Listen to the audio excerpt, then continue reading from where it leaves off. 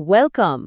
आज इस एक्सप्लेनर में हम एक ऐसी कहानी के जज्बाती सफ़र पर निकल रहे हैं जिसके विजुअल्स और इमोशंस इतने इंटेंस हैं, बिल्कुल जैसे किसी हाई क्वालिटी एनिमे के कैरेक्टर्स खुद स्क्रीन से बाहर आकर अपने मुंह से अपनी दास्तान सुना रहे हों। आज हम बात कर रहे हैं हया की, एक ऐसी लड़की जिसकी हंसती मुस्कुराती जिंदगी एक ही पल में हिलाकर रख दी जाती है। तो चलिए इस डीप एनालिसिस में देखते हैं कि गम, सोसाइटी का शोर और आखिर में एक जबरदस्त हौसले का ये सफर कैसा दिखता है। सोचिए जरा, जब जिंदगी अचानक बिना किसी वार्निंग के पूरी तरह बदल जाए तो इंसान आखिर उम्मीद ढूंढे तो कहाँ ढूंढे? ये सवाल इस पूरी कहानी का मरकज है।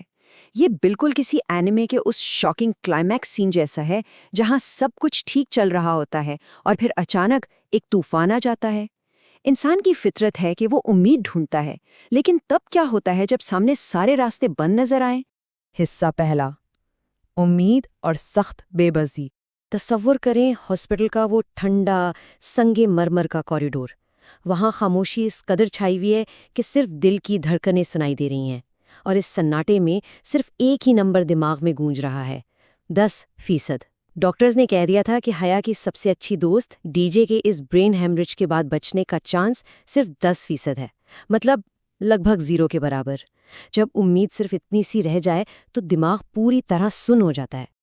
उस ठंडे कॉरिडोर में हया बिल्कुल शश्तर, किसी बेजान मूरत की तरह बैठी है। उसका दिमाग एक गहरे शॉक में फ्रीज हो चुका है। दूसरी तरफ जियान आता है, बेचारा तसल्ली देने की कोशिश करता है, जूस और सैंडविच ऑफर करता है। लेकिन यहाँ रियलिटी ये है कि जब रूह तकलीफ में तड़प रही हो ना, तो फिजिकल भूख वैसे ही मर जाती है। जियान की ये प्रैक्टिकल कोशिश हया की इस इंटरनल तबाही के सामने बिल्कुल फेल हो जाती है। आगे बढ़ते हैं हिस्सा दूसरा की तरफ, खुदा से एक गहरी बात। अब यहाँ एक आवाज़ आती है जो किसी को भी रुला दे। हया कहती है, मैं बहुत अकेली हूँ, मेरे पास बचाने के लिए कोई घंटी नहीं, मेरी पहली उम्मीद भी आप हैं, आखिरी भी आप। ये सिर्फ चंद अल्फाज नहीं हैं, ये इंसान के मुकम्मल सरेंडर की निशानी है। जब दुनिया का कोई अर्थली ऑप्शन नहीं बचता तो बस यही एक रूहानी आवाज़ बाकी रह जाती है। और ऐसी हालत में इंसान क्या करता है? सौदाबाजी। हया यहाँ अपनी दुआओं में बार्गेन करने लगती है। वो रो रो कर वादा करती है कि अगर बस डीजे की जिंदगी बच जाए तो वो जिंदगी भर कोई और ख्वाहिश नहीं करेगी। किसी बड़े क्राइसिस के वक्त हम सब की ये रॉ इमोशन होती है। इंसान अपना सब कुछ फिदा करने को तैयार हो जाता है, सिर्फ इसलिए कि वो 10% वाली उम्मीद किसी तरह 100% बन जाए। लेकिन देखें, ट्रेजेडी किसी का वेट नहीं करती। वाक़यात इतनी तेज़ी से बदलते हैं कि इंसान संभाल ही नहीं पाता। पहले हॉस्पिटल में वो 10% की उम्मीद, फिर अचानक जहान का आना और डीजे की मौत की वो डेविस्टेटिंग खबर देना। वहाँ से एक बिल्कुल सुन्न, आंसुओं से भरी हुई फ्लाइट जो पाकिस्तान आती है, और आखिर में लैंड करते हैं एक बेहद शोर शराबे वाले देसी ड्राइंग रूम में। ये जो अचानक ट्रांजिशन है ना, ये इंसान के दिमाग को बिल्कुल हिला कर रख देता है। हिस्सा तीसरा, खालीपन और खामोश तन्हाई। एक लाइन है कि दुनिया मरमरा के समंदर पर तैरते हुई बर्फ का ढेर बन चुकी थी। कितनी खूबसूरत और गहरी मेटाफर है ये। हया ने खाना पीना, आसपास की बातें सुनना, लोगों से मिलना सब छोड़ दिया। असल में होता यही है, गम जब अपनी एक्सट्रीम पर होता है तो इंसान अकेले एक होल में चला जाता है। बाहर दुनिया नॉर्मली चलती रहती है, लेकिन अंदर सब कुछ बर्फ की तरह जम जाता है। अब आते हैं हिस्सा चौथा पर, देसी रिलेटिव्स के अजीब मसले। अब इस ट्रैजिक माहौल में जरा डार्क कॉमेडी चेक करें। एक तरफ हया बिल्कुल टूटी हुई है, खामोश है, किसी से बात नहीं करे, और दूसरी तरफ है साइमा ताई, जिनकी दुनिया का सबसे बड़ा मसला इस आजमाइश के वक्त ये है कि भाई शिफॉन के दुपट्टे पतले क्यों हैं, रेडीमेड कपड़ों की आस्तीनें छोटी क्यों होती हैं। मतलब सीरियसली यार, एक तरफ किसी का पूरा जहां उजड़ गया है और यहाँ इनको कपड़ों के रोने रोने हैं। और इन रिलेटिव्स की अजीब प्रायोरिटीज़ का सिलसिला यहाँ नहीं रुकता। ताया फुरकान डिनर टेबल पर बैठकर जहान की ऐसी इंटेरोगेशन शुरू कर देते हैं जैसे किसी डिटेक्टिव एनीमे का हिस्सा हूँ। कारोबार कैसा चल रहा है, शादी कब करनी है, कर्ज कितना बाकी है, और उस पर से ये ताने कि अकेली लड़कियां दूसरे मुल्क जाकर पता नहीं क्या करती हैं।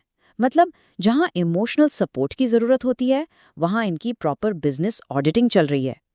लेकिन इस सारी छिड़छिड़ आहट के बीच जहान का आखिरी वक्त का जवाब सुनने वाला था। उसने कहा, खाना तो बहुत अच्छा था, बस जरा मिर्च ज्यादा थी। بظاہر یہ بس کھانے کی تعریف لگ رہی ہے، لیکن اصل میں یہ ان کی کڑوی باتوں پر ایک شارپ سارکاسٹک کم بیک تھا۔ اس ایک لائن نے ان سب کے مرچوں جیسے تانوں کو وہیں ڈھیر کر دیا۔ Absolutely brilliant. آخر میں حصہ 5واں، حوصلہ اور نئی روشنی۔ یہ کوٹ اس پورے سفر کی جان ہے اور ہم سب کے لیے ایک انسپریشن ہے۔ انسان کو کوئی چیز نہیں ہرا سکتی جب تک وہ خود ہار نہ مان لے۔ جب حیائے شدید دکھ کی گہرائی میں ڈوب چکی تھی، تب یہی احساس اسے واپس لایا۔ غم کتنا بھی بڑا کیوں نہ ہو، سوسائٹی کتنی ہی عجیب کیوں نہ ہو، اگر کوئی اندر سے خود کو ٹوٹنے نہ دے تو دنیا کی کوئی طاقت اسے ہرا نہیں سکتی۔ یہ ریزیلینس کی انتہا ہے۔ تو اس سب سے ہم کیا سیکھتے ہیں؟ یہاں سے 4 کلیئر اور ایکشنیبل باتیں نکل کر آتی ہیں۔ پہلا، دکھ اور درد کو محسوس کرنا اور قبول کرنا کمزوری نہیں ہے۔ دوسرا، اپنی روحانی طاقت اور خدا پر مکمل بھروسہ رکھنا۔ تیسرا، اس انسینسٹیو سوسائٹی اور رشتہ داروں کے بے تکے شور کو پریکٹیکلی اگنور کرنا سیکھنا۔ اور آخری، ہار ماننے سے مکمل انکار کر دینا۔ یہی وہ سٹیپس ہیں جو غم سے نکل کر دوبارہ جینے کی وجہ بنتے ہیں۔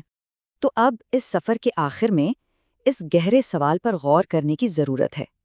کیا وقت واقعی ہر زخم بھر دیتا ہے، یا انسان کے اندر کی روحانی طاقت اس درد کے ساتھ ایک نئی شان سے جینا سکھا دیتی ہے؟ شاید وقت نہیں، بلکہ انسان کا اپنا ارادہ اور حوصلہ اسے واپس کھڑا کرتا ہے۔ اس ایکسپلینر کے بعد اس سوال کا جواب ہم سب کو اپنے اندر ضرور ڈھونڈنا چاہیے۔ سیکھتے رہیے اور اپنا حوصلہ ہمیشہ بنائے رکھیے۔